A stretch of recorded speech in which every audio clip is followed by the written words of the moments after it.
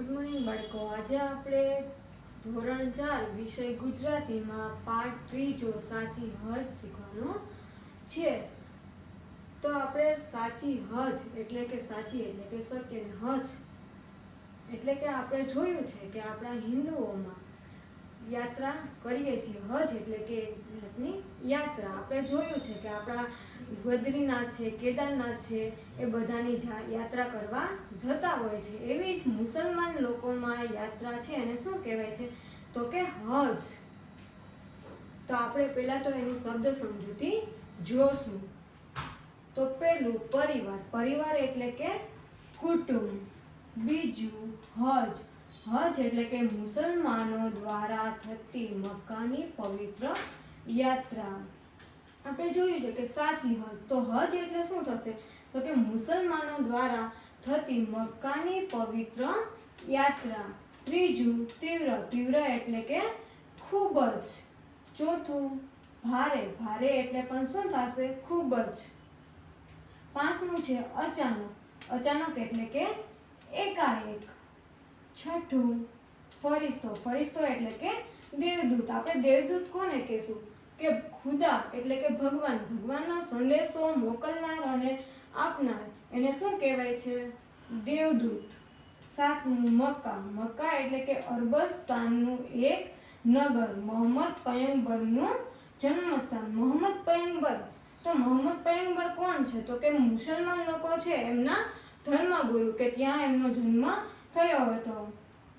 આઠમું શરીફ. શરીફ એટલે કે પ્રતિષ્ઠિત અથવા તો આબરૂદાર. નવમું ખુદા. ખુદા એટલે ભગવાન. દસમું હાજીઓ. હાજીઓ એટલે કે હજ કરનાર યાત્રાળુઓ. 11મું આશ્ચર્ય. આશ્ચર્ય એટલે નવાઈ. 12મું દમાસ્કસ. દમાસ્કસ સિરિયા દેશનું એક શહેર. 13મું મોચી. તો કે પગરખાં બનાવનાર કારીગર. 14મું અદ્રશ્ય. અદ્રશ્ય એટલે કે અલગ, કે જોઈ ન શકાય તેવું. 15મું બેભાન. બેભાન એટલે કે બેહોશ.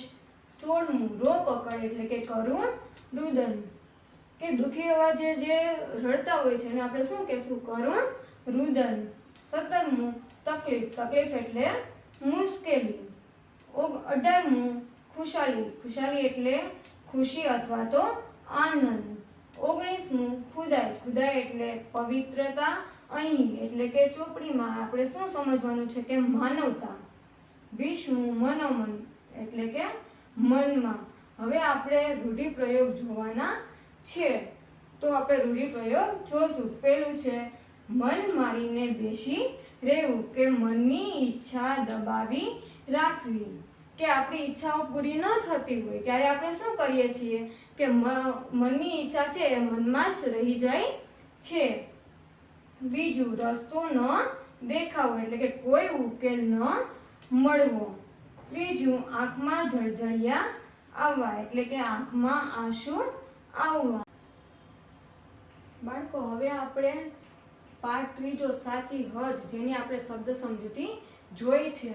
હવે આપણે પાઠનો અભ્યાસ કરવાનો છે. તો આપણે અહીંયા જોશું કે સાચી હજ. સાચી એટલે કે સત્ય, ને હજ એટલે કે મુસલમાનો દ્વારા થતી મક્કાની પવિત્ર યાત્રા. આપણે જોયું છે કે હિન્દુઓમાં છે, મેં તમને પહેલા જ કીધું કે જ્યારે શબ્દ સમજૂતી લખાવી ત્યારે, કે હિન્દુઓ છે એ લોકો બદ્રીનાથ છે, કેદારનાથ છે અથવા તો ચારધામની યાત્રાઓ કરતા હોય છે. એવી જ રીતે મુસલમાન લોકો છે એ મક્કાની પવિત્ર યાત્રા કરવા જાય છે, અને આપણે શું કહેશું? હજ કહેશું. તો આપણે અહીંયા ચિત્ર જોયું છે કે અહીંયા બે વ્યક્તિઓ દેખાય છે. એમાં અહીંયા જોઈએ છે કે આ વ્યક્તિ શું કરે છે? તો કે મોચીનું કામ કરે છે, કે પગરખાં બનાવનાર કારીગર છે, કે એ લોકો ચંપલ બનાવે છે. હવે આપણે પાઠ જોઈશું કે બગદાદ શહેરમાં શેખ અબ્દુલ્લાનો પરિવાર રહેતો હતો. કે બગદાદ નામનું એક શહેર હતું, એમાં શેખ અબ્દુલ્લાનો પરિવાર રહેતો હતો. હવે આપણે જોશું કે શેખ અબ્દુલ્લાનું નામ સાંભળતા જ આપને ખ્યાલ આવશે કે એક મુસલમાન લોકોનો પરિવાર રહેતો હશે. શેખ અબ્દુલ્લા ખૂબ જ ધાર્મિક હતા. કે શેખ અબ્દુલ્લા છે એ ખૂબ જ ધાર્મિક એટલે કે ધર્મમાં માનતા હતા. દર વર્ષે હજ પર અનેક લોકો જતા ત્યારે એમને પણ હજ કરી આવવાની ખૂબ જ ઈચ્છા રહેતી, પરંતુ ગરીબીને કારણે તેઓ હજ કરવા જઈ શકતા ન હતા. કે હજ પર અનેક લોકો જતા. આપણે જોયું છે કે હિન્દુઓ છે એ લોકો ચારધામની યાત્રા કરવા જતા હોય છે. એવી જ રીતે મુસલમાન લોકો પણ જે એનો સમાજ હોય છે એ લોકો એકી સાથે અથવા તો હજ પર અનેક લોકો જતા હોય છે ત્યારે તેમને એટલે કે શેખ અબ્દુલ્લાને પણ તીવ્ર એટલે કે ખૂબ જ ઈચ્છા હતી, પરંતુ તેઓ ગરીબ હતા માટે તેઓ હજ કરવા જઈ શકતા ન હતા. એક વર્ષે જ્યારે બગદાદના લોકો હજ માટે નીકળ્યા ત્યારે શેખ અબ્દુલ્લાને પણ તેમની ગરીબાઈને કારણે હજમાં ન જોડાઈ શકવાનું ભારે દુઃખ થયું. કે જ્યારે લોકો હજ કરવા નીકળતા હતા ત્યારે શેખ અબ્દુલ્લાને પોતાની ગરીબીના કારણે, કારણ કે તે ગરીબ હતા, તે હજ કરવા જઈ શકતા ન હતા. એટલે કે તે હજમાં જોડાઈ ન શકતા કે તે હજમાં ન જઈ શકતા એનું એમને ભારે દુઃખ એટલે કે ખૂબ જ દુઃખ હતું. તેઓ વિચારવા લાગ્યા કે જો મારી પાસે પૈસા હોત તો હું પણ હજ કરીને પુણ્ય મેળવત. હવે શેખ અબ્દુલ્લા છે એ વિચાર કરવા લાગ્યા કે જો એની પાસે પણ પૈસા હોત તો એ પણ હજ કરવા જઈ શકત. શેખ અબ્દુલ્લાને હજ કરવા જવાનું વારંવાર યાદ આવતું, પરંતુ તેઓ મન મારીને બેસી જતા. કે શેખ અબ્દુલ્લાને ખૂબ જ ઈચ્છા હતી કે તે પણ હજ કરવા જાય, પણ તેઓ ગરીબ હતા માટે તે હજ કરવા જઈ શકતા ન હતા. પણ તેમને હજ કરવાનું વારંવાર જ્યારે યાદ આવતું ત્યારે પોતે મન મારીને બેસી જતા. એક મન મારીને બેસી જવું એ એક રૂઢિપ્રયોગ છે કે મન મારીને બેસી જવું એટલે કે મનની ઈચ્છાઓ દબાવીને રાખવી. કે તેમને હજ કરવા જવાની ખૂબ જ ઈચ્છા હતી, પણ તે ગરીબ હોવાના કારણે તે હજ કરવા જઈ શક્યા ન હતા, માટે એની ઈચ્છા છે એ મનમાં જ રહી ગઈ. એક વખત રાત્રે તેઓ સૂઈ ગયા હતા અને અચાનક તેમની ઊંઘ ઉડી ગઈ. કે એક વખત રાત્રે તેઓ એટલે કે શેખ અબ્દુલ્લા સૂઈ ગયા હતા ત્યારે અચાનક એટલે કે એકાએક તેમની ઊંઘ બગડી ગઈ અથવા તો ઉડી ગઈ. તેમને કોઈનો અવાજ સાંભળ્યો. તેઓ શાંતિથી સાંભળી રહ્યા હતા. વાત કરવાવાળા બે ફરિશ્તા હતા. કે તેમને તો કોઈ જ્યારે એમની ઊંઘ ઉડી ગઈ ત્યારે એમને કોઈનો અવાજ સંભળાયો. તેઓ શાંતિથી બધું જે વાત કરી રહ્યા હતા એને સાંભળ્યું અને વાત કરવાવાળા બે ફરિશ્તા હતા. હવે આપણે જોયું છે કે વાત કરવાવાળા બે ફરિશ્તા, તો કે ફરિશ્તા એટલે શું? તો કે દેવદૂત એટલે કે જે ખુદા અથવા તો એટલે કે ભગવાન હોય છે એનો સંદેશો લાવનાર અથવા તો આપનાર એને શું કહેશું આપણે? દેવદૂત એટલે કે ફરિશ્તા. એક ફરિશ્તાએ બીજાને પૂછ્યું કે એક ફરિશ્તો એટલે કે દેવદૂતે બીજા ફરિશ્તાને પૂછ્યું કે હે ભાઈ, આજે જે લોકો મક્કા શરીફમાં હજ કરી રહ્યા છે શું ખુદાએ તે બધાની હજ કબૂલ કરી લીધી હશે? હવે એક ફરિશ્તો છે એ બીજા ફરિશ્તાને પૂછે છે કે હે ભાઈ, આજે જે લોકો બધા હજ કરવા જાય છે, મક્કામાં હજ કરવા જાય છે, એ બધાની હજ ખુદાએ એટલે કે ભગવાને કબૂલ કરી લીધી હશે? હવે આપણે જોયું છે કે આપણે યાત્રાઓ કરવા જાય છીએ, પ્રાર્થના કરતા હોઈએ છીએ, તો શું ભગવાને બધાની પ્રાર્થના કબૂલ કરી હશે એટલે કે સ્વીકારી હશે? તો અહીંયા પણ એવું જ કહે છે કે જે મક્કા શરીફમાં હજ કરી રહ્યા છે તો એ હજ કરનાર જે બધા વ્યક્તિઓ છે એ બધાની હજ કબૂલ એટલે કે સ્વીકારી લીધી હશે? તો બીજા ફરિશ્તાએ જવાબ આપ્યો ના, કે બધાની તો સ્વીકાર નથી કર્યો. કે બીજા ફરિશ્તો કહે છે કે ના, કે બધાની તો સ્વીકાર કર્યો નથી. આપણે જોયું છે કે પ્રાર્થના કરીએ છીએ, આપણે ઘણું બધું માંગતા પણ હોઈએ છીએ, તો શું એ આપણી ઈચ્છાઓ પૂરી થાય છે? તો કે ના. પહેલા ફરિશ્તાએ પૂછ્યું તો પછી ખુદાએ કોની હજ સ્વીકારી છે? તો પહેલો ફરિશ્તો પાછો પ્રશ્ન કરીને બીજા ફરિશ્તાને પૂછે છે કે તો પછી ખુદાએ એટલે કે ભગવાને કોની હજ સ્વીકારી હશે કે આટલા બધાઓ હજ કરવા જાય છે એમાંથી કોઈની હજ તો સ્વીકારી હશે ને, તો કોની હજ સ્વીકારી હશે? બીજાએ કહ્યું એ હાજીઓમાંથી કોઈની પણ હજ સ્વીકારી નથી. હવે બીજા ફરિશ્તાઓ કહ્યું છે કે હાજીઓ છે એટલે કે હજ કરી આવનાર વ્યક્તિઓ છે કે એમાંની કોઈની પણ હજ સ્વીકારી નથી. પહેલાએ પ્રશ્ન કર્યો કે તો પછી આ વર્ષે હજનું પુણ્ય કોઈને પણ નહીં મળે? તો પહેલો ફરિશ્તો છે એ પ્રશ્ન કર્યો કે તો પછી આટલા બધા હજ કરવા ગયા છે તો પછી આ વર્ષે હજનું પુણ્ય કોઈને પણ નહીં મળે? બીજોએ જવાબ આપ્યો કેમ નહીં મળે, પુણ્ય તો મળી ગયું છે. કે બીજો ફરિશ્તો છે એને જવાબ આપે છે પહેલા ફરિશ્તાને કે કેમ નહીં મળે. જો પ્રશ્ન પૂછ્યો છે કે કેમ નહીં મળે, પુણ્ય તો મળી ગયું છે. ત્યારે પહેલાએ આશ્ચર્ય સાથે પૂછ્યું પણ કોને? કે બીજાએ હસતા હસતા જવાબ આપ્યો કે પહેલા ફરિશ્તાને તો આશ્ચર્ય થયું જ્યારે બીજા ફરિશ્તાએ એમ કીધું કે આ વર્ષે તો હજનું પુણ્ય મળી ગયું છે. તો પહેલા ફરિશ્તાને તો આશ્ચર્ય થયું. આશ્ચર્ય એટલે કે નવાઈ, કે એને તો નવાઈ થઈ, પણ કોને મળ્યું હશે? બીજાએ તો હસતા હસતા જવાબ આપ્યો કે બીજો ફરિશ્તો છે એને તો હસતા હસતા જવાબ આપ્યો કે દમાસ્કસના અલી હુસેન મોચીને. કોને હજનું પુણ્ય મળ્યું છે? તો કે દમાસ્કસના અલી હુસેન મોચીને. હવે અહીંયા મોચી, તો મોચી આપણે કોને કહેશું? કે પગરખા બનાવનાર કારીગર. શેખ અબ્દુલ્લા બે ફરિશ્તા વચ્ચેની વાત સાંભળી રહ્યા હતા. હવે આપણે જોયું છે કે શેખ અબ્દુલ્લા એ ઊંઘતા હતા અને અચાનક અવાજ આવતો હતો તો એમની ઊંઘ ઉડી ગઈ હતી ને જ્યારે બે ફરિશ્તાઓ વાત કરી રહ્યા હતા ત્યારે એ ફરિશ્તાઓ વચ્ચેની વાત સાંભળી રહ્યા હતા. વાત પૂરી થતાની સાથે જ બે ફરિશ્તાઓ અદૃશ્ય થઈ ગયા. કે વાત કરી રહ્યા હતા જ્યારે પણ વાત પૂરી થતાની સાથે જ બે ફરિશ્તાઓ અદૃશ્ય એટલે કે અલોપ એટલે કે જોઈ ન શકાય તેવું કે બે ફરિશ્તાઓ અદૃશ્ય થઈ ગયા. શેખ અબ્દુલ્લા તો મૂંઝવણમાં પડી ગયા. તેમને એ સમજાતું ન હતું કે હજ કર્યા સિવાય હજનું પુણ્ય કેવી રીતે મળી શકે. હવે શેખ અબ્દુલ્લાએ આ બે ફરિશ્તાઓની વાત સાંભળી કે હજનું પુણ્ય તો મળી ગયું છે ત્યારે શેખ અબ્દુલ્લા તો મૂંઝવણમાં પડી જાય છે કે તેમને એ સમજાતું ન હતું કે હજ કર્યા સિવાય હજનું પુણ્ય કોને મળ્યું હશે. કે હજ કરવા નથી ગયા તો પણ આ હજનું પુણ્ય કોને મળ્યું હશે. બીજા દિવસે તેઓ દમાસ્કસ જવા રવાના થયા. કે બીજા દિવસે શેખ અબ્દુલ્લા છે એ દમાસ્કસ જવા રવાના થયા.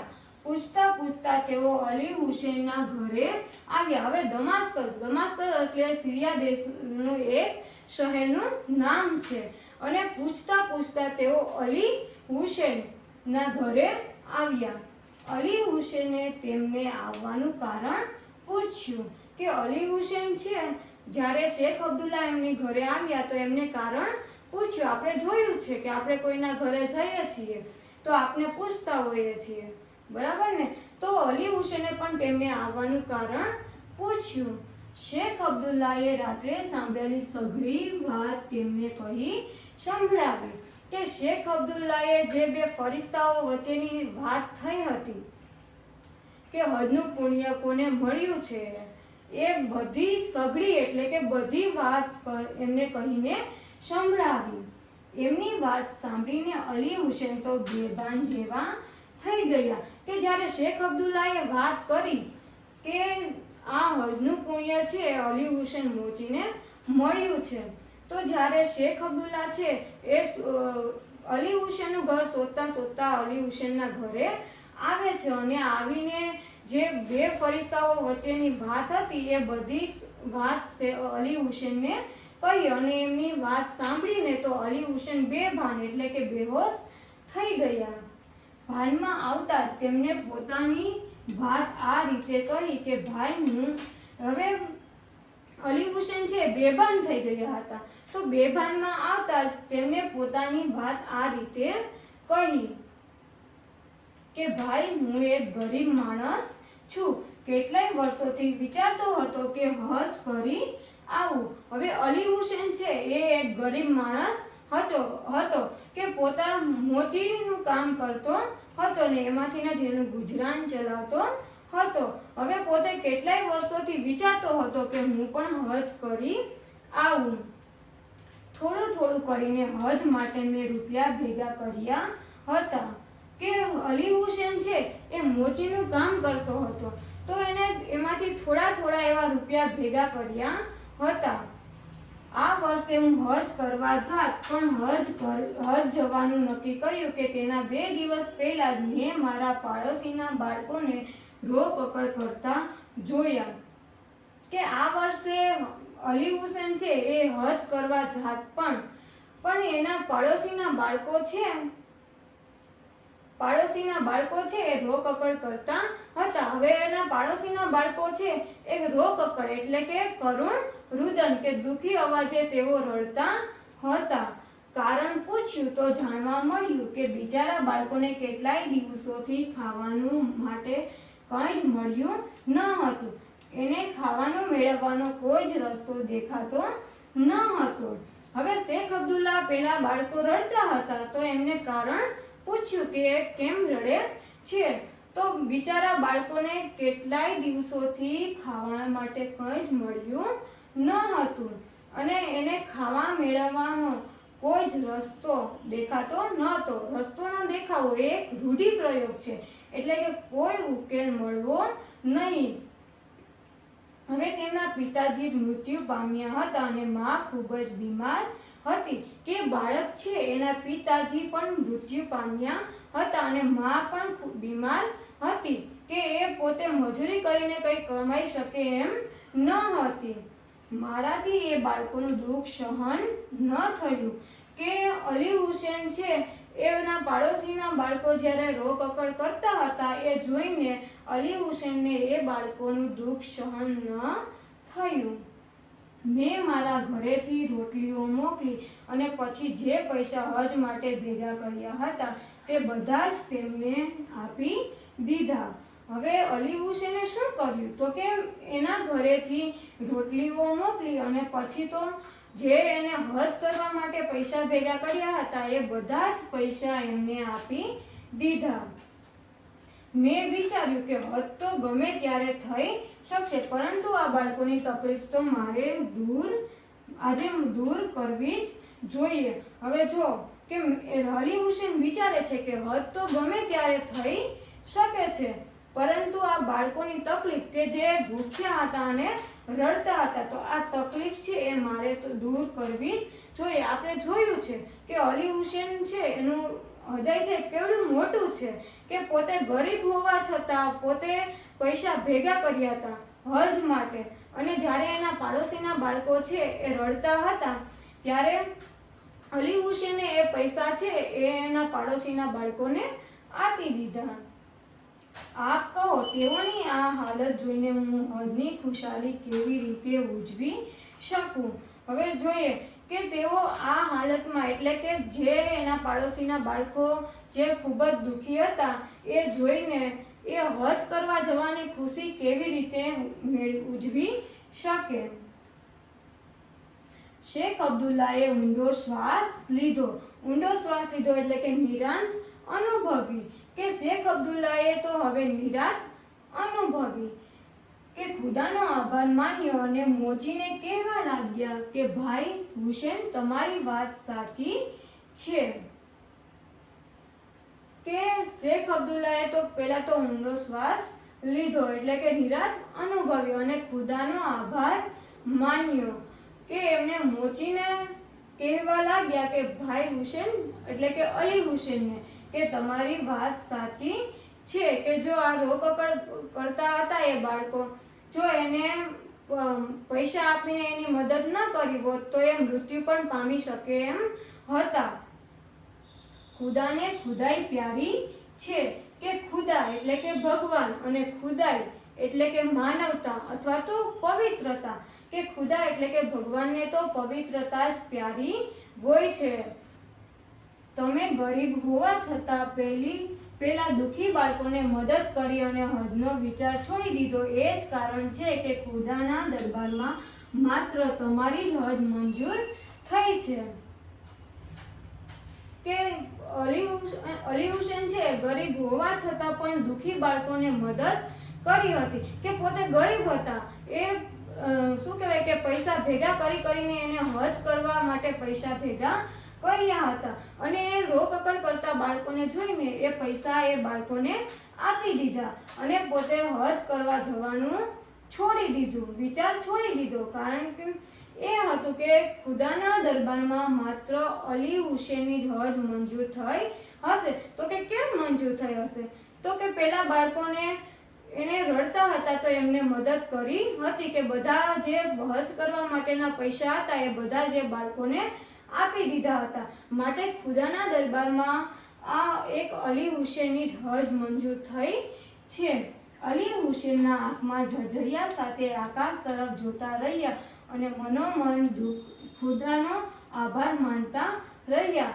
કે અલી હુસેન છે આંખમાં ઝળઝળિયા સાથે, આંખમાં ઝળઝળિયા આવવા એટલે કે રૂઢિપ્રયોગ છે કે આંખમાં આંસુ આવવા ની સાથે જ આકાશ તરફ જોતા ખુદાનો એટલે કે ભગવાનનો મનોમન એટલે કે મનમાં જ આભાર માનતા રહ્યા. શેખ અબ્દુલ્લા ઉઠ્યા, તેમને અલી હુસેનનો હાથ પકડીને ચૂમ્યો અને ત્યારે એમને પણ એવો અનુભવ થયો કે જાણે એમને પણ હજનું પુણ્ય મળી ગયું છે. કે શેખ અબ્દુલ્લા હવે તો ઉઠ્યા અને તેમને ઉઠીને અલી હુસેનનો હાથ પકડીને ચૂમ્યો. ત્યારે એમને પણ અનુભવ થયો એટલે કે શેખ અબ્દુલ્લાને પણ અનુભવ થયો કે પોતે પણ હજનું પુણ્ય મળી ગયું છે.